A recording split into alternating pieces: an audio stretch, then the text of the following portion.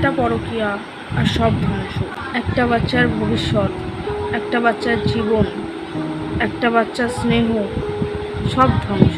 কারণ একটা বাচ্চার জীবন তার মা বাবার মধ্যেই থাকে। কারণ সেই বাচ্চাটার জন্য তার মা বাবা একটা আয়নার মতো। সেই বাচ্চাটার মধ্যে তার মা বাবার একটা প্রতিচ্ছবি থাকে।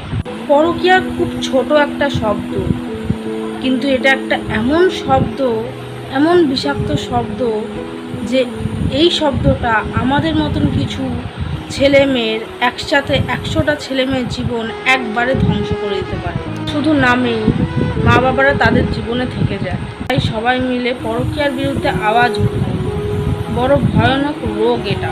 পরকীয়া যেরকম রোগ ছড়াতে দিও না আমাদের সমাজে। এই রোগ বড় ভয়ানক রোগ, যেটা এখনো অবধি ডক্টরদের কাছে ধরা পড়েনি। এই রোগ মহামারীর থেকেও বিষাক্ত রোগ। আওয়াজ ওঠাও।